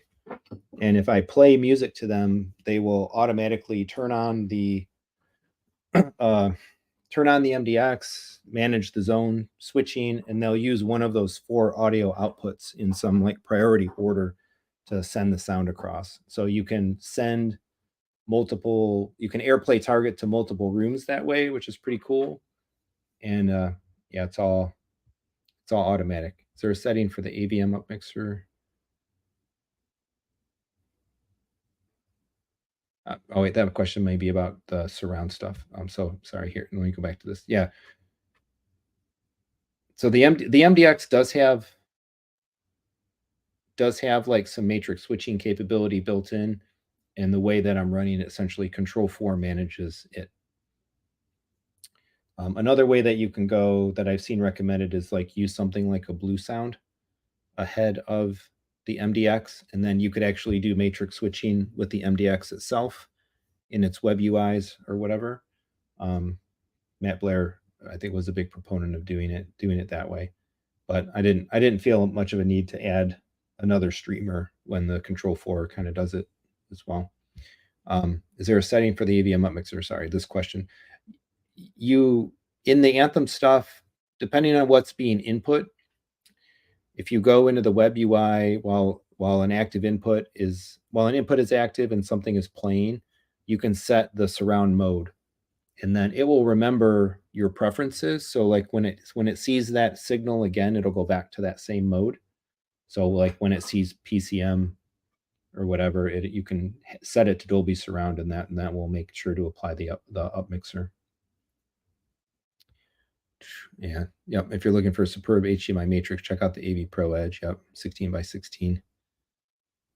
That would be cool. I could do a lot with one of those in my system, but that stuff gets expensive, and then it often my other concern with that stuff is it often lags standards. So HDMI 2.1 and 48 gigabit bandwidth, I think, might be hard to find in those switchers.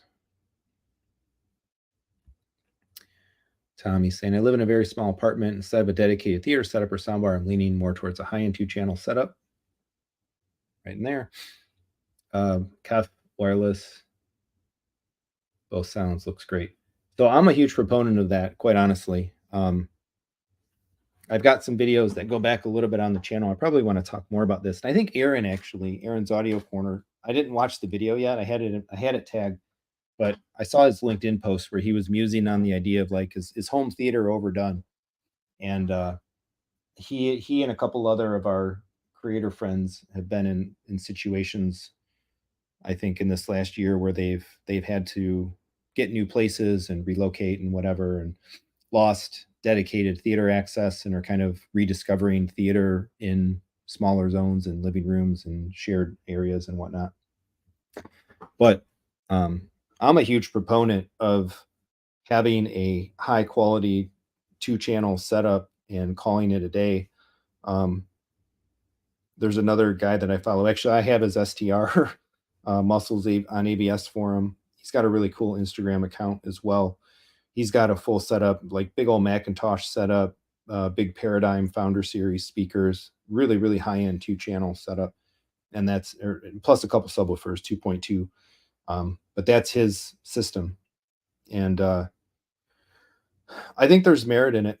If we dumped this house, sold this house, and this is what I've said in some of my other video musings, and downsized for some reason or ended up in a different space, I like the home. I like the dedicated theater room. Every time I use it, I love it. I'm enamored that we have it. It's a great experience. We have a lot of fun with it.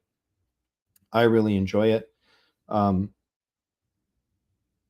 I mean, brass tacks, 99% of the time I'm in there, not downstairs. And I deliberately don't go out of my way to go downstairs to use the theater because it's extra hassle. It's usually 10 o'clock, 10:30 before, on any given day, before I'm actually like free to go sit on the couch and watch a TV show or even begin to have a chance to watch a movie or something like that. Play a game, whatever it may be. And I don't want to go downstairs. I don't want to go downstairs and sit by myself. I just want to lay on the couch and chill. I live in a northern climate in Michigan. It's cold the better half of the year. I like to lay on the couch with a blanket. I like to turn on the fireplace that's right on the side wall right there. I like to sit where my wife would sit because she's not going to come down into the theater and sit with me if I'm just like watching Ahsoka and we're just chilling and she's on her iPad or whatever, chit chat here and there. So yeah, if I wouldn't cry, if I had to give it up, I wouldn't cry. But what I would do is take every dollar uh, that I put into the theater room and the living room and put it into a living room system, and I would build the most like mega awesome 2-channel setup that I could possibly conceive of. Um, I mean, so I'm almost actually kind of there for this room too, but that's what I would do. So I don't sweat anybody that says like, "Ah, I can't do the theater thing. I don't feel I need a dedicated theater room," or you just can't do it. No, man, set up the best high-end 2-channel setup that you can do. You know, go get top brand stuff. As it is, that's like a $20,000 setup in there right now. Um, between the STR, the NAD amp now, the television, those Focal speakers, the Triad subs, and it's awesome. It's fantastic. Um, if we moved and I were going into a living room, I'd probably do something like what Muscles did. Um, depending on the house, if I didn't have an architectural setup, if I had an architectural setup, I'd be looking at utopias, absolutely, like because I'd have more money to spend in the room, so I would go all the way to the Focal utopias, or I would look at potentially the Perlisons or Wisdom Audio or something like that. If I was architectural, if I wasn't going architectural, which probably in a new place I probably wouldn't, depending if it was something we built or not, or we bought and it was pre-built. And I'd be looking at like a pair of the Sonus Faber Stradivari's. I think those I saw those and heard those at Audio Advice Live, and that's like a speaker to kind of fall in love with. Um, they're expensive, but if I didn't have and I wasn't actively spending money on, sorry, I'm trying to pull these up, wasn't actively spending all that money in a dedicated home theater space, and you have a lot of money to work with in that high-end 2-channel setup, man, these things are just beautiful. I think. And they don't have the covers, but they have like these guitar wire. They're magic, and they sounded just absolutely fantastic. Don't even know if you'd need a subwoofer potentially, um, but this is what I would be doing. 98-inch screen. You know, set up a really nice chic living room it's hopefully a big room still. Um, don't sit too far back. Like we're like 14 feet back, which would be just about perfect, 13, 14 feet back. Try to keep your couch off of a back wall if you can, give it some space, sit in the space. And I would be completely happy with something like this. And if I took all that money that I have in that theater downstairs and I put it, took that money in conjunction with the money from the living room and I pooled that together into one room, and we're talking like 97-inch OLED, forget 100-inch TCL for 3 grand. We're talking 97-inch OLED. We're talking pair of Stradivari's, maybe still stick with the Anthem or an NAD M66. Um, and I would be happy even sticking with the same amplifiers and call it a day. I don't even feel the need. I wouldn't even sweat the lack of Atmos. I wouldn't for movies. I wouldn't sweat the lack of surround sound, because you get big old sound like this presenting to you in a space, and to me, it's immersive. It's enveloping. It's awesome. So some folks will like disagree with that. That's okay. And I'm not saying again that I don't love having the dedicated theater room, but I would be content with this, more than content. But I would even be content with a whole lot less than this potentially as well. But again, you can do so much with all the money. You pull all that money up and put it just into a less quantity of components, and you can do some amazing stuff. Still keep the kaleidoscape in the setup for sure. Have the streamer, have the gaming PC, and all that. So if I moved and I didn't do a theater, this is what I would be doing. So I'm curious to go check out Aaron's video actually, because I believe that's the thesis of what he was talking about in that same video. And I might even be I was gonna ping him if you see this, to get maybe we can collab on a conversation about it, because I think it's a really poignant and interesting conversation. Michael says blasphemy. It's you're in the middle of spending a lot of money and finishing up that awesome theater room, of course. But that's that the reality for me is this is what really gets used. And so I'm happy to have what I have in there right now. And that was one of the big driving factors in wanting to have the living room be, on more functional par with the theater room, because I know I'll use it more, and I want to have a similar experience, similar sound. So I use the same speakers, I use the same brand of processors. The AVM90 and the STR are probably functionally equivalent. They have just different scale of what they are capable of supporting. I have the same amplifiers now between the spaces. I can use my kaleidoscape in either room, game in there. They both have Apple TVs and so on. So and that's it. So we're coming up on 2 hours. I should probably check on my kids. Hopefully they're all in bed, but I'm hearing noises upstairs that I wouldn't expect to hear at 10:48. But I think I hit all the main topics I was looking to hit tonight. So I want to spin out some content, get going into the end of the year here. I will do some updated tours. It's been mid 2022 was the last like dedicated tour videos that I did, and I've changed so much stuff and added some things. So definitely look for those coming. I want to blow out some of these Apple TV musings and thoughts in some dedicated content, bring some awareness to that, and 17.2 and the shortcomings therein, and other ideas, other content and stuff ideas as well.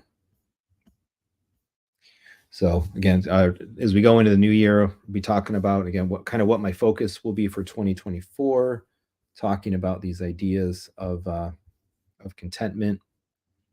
I feel very content with my system as it is right now. And actually, one of the things that's holding me off even wanting or really even considering the NZ7 projector is just the idea that the room is working great, and it's like for as much as we use it, it's working awesome. I'm still hoping to do more with some video processing. That's really kind of the one missing piece, would be to either finally get the Lumagen in there, or hopefully complete an opportunity to play with a Mad VR coming up.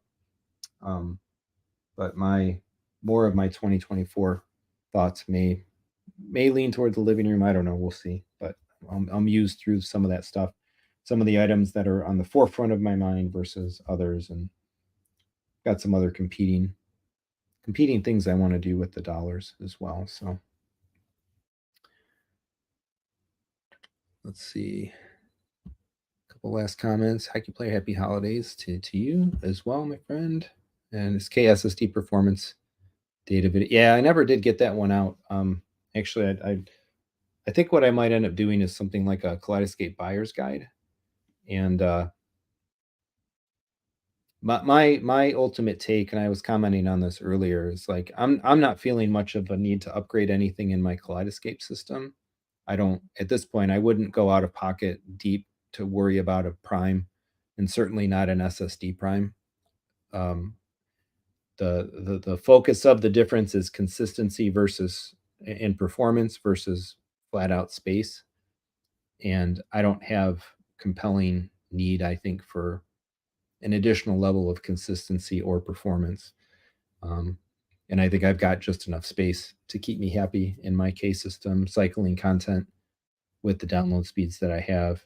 So taking a little bit more of a pragmatic approach to that. But that said, I think there's room to drop out. I haven't really talked to Kaleidoscape in any edited content in a while, but I think there's still room to do like what I would consider to be like a current Kaleidoscape buyer's guide of sorts, and it would address kind of some of these thoughts. Like, would you buy used K gear out of warranty, or is that too risky? Well, I mean, it's expensive, so the downside, the more expensive something is, and the danger of it malfunctioning and having you stuck with eating the cost of it, the dicier that gets. That said, I do tend to roll the dice on warranties more often than not. I'm not an extended warranty buyer. Um, Kind of like Dave Ramsey-ish. I think in that respect that like some people really feel comfortable owning warranties on everything that they own. And I think the reality in a lot of cases is that they end up spending a lot of money on warranties, but in the long run, I don't think that pays off. Meaning, if you take the opportunity cost of buying warranties and maintaining warranties on all kinds of things, and you didn't spend those dollars when something actually did break, and you spend the money to fix it or replace it, you're probably still coming out ahead in the long run of life. But probably not me this year. I would have certainly liked some extended warranties on my appliances, as I've dealt with oven, dishwasher, and refrigerator problems. But we would have had to have like 10-year warranties, and I don't think we would have gotten them. So anyway, long story short on that, that's tough. It's tough for me to answer. I guess in terms of a recommendation, because that's really a personal choice. But I bought K gear out of warranty in the past, and it was fine.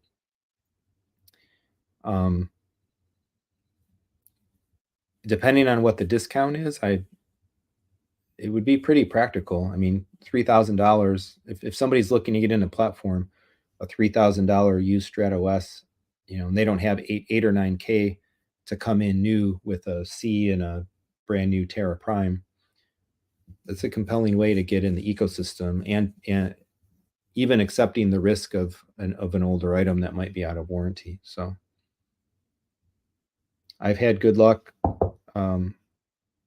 with all of the K hardware that I've had to date, and I've cycled more than a few items through my system, and I haven't had any need for service or failure modes. Will K help you to get it working with parts and service? I don't think it's bricked. I think they'll still stand by it. But I'm trying to think if I've ever heard of somebody in a similar situation in the owners forum or whatever. My hope, maybe I would say I would call them and ask, or maybe check with a dealer to verify. But I'd have to imagine that they still stand by the product, even if they won't cover the repair. they will still want to take care of an owner and a user, given, it being a boutique product and the size of the install base and stuff like that. But they would still want to make people that are using their stuff happy.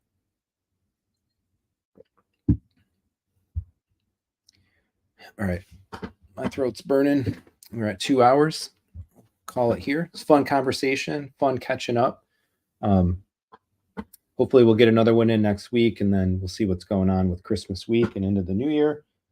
But I'm still here. I'm still alive. It's been a couple of interesting days in my life, but I'll be back knocking out content, picking up the daily vlogs, playing around with some things, having some fun, and all that coming up. So looking forward to doing it with everybody. And yeah, so we'll be back. Keep an eye out for the new content. If anybody has, again, topics, questions, and things that you want me to hit in videos, suggestions, on all of that, leave them in the comments. Always open for new ideas, answer new questions, show things off, and help folks out as I can. Hopefully folks are getting some cool gear for the holidays, for Christmas. If folks need it, I've still got plenty of opportunities for the consulting sessions, stuff like that. So hit me up, reach out, take me up on those if that's something that could be useful to anybody out there. So lots of ways to engage. Maybe in the new year, I'll finally get the Patreon set up. My goal was to have it in Q4, but just I haven't really even bothered too much with it. But so hopefully there'll be some more cool and interesting things coming to the channel in 2024. Hoping to really make it a big year for the whole Techthusiasm endeavor. So thanks so much, everybody. Thanks for coming out, and we'll be back soon. Thanks so much for watching. Come on back for more home theater discussion and fun.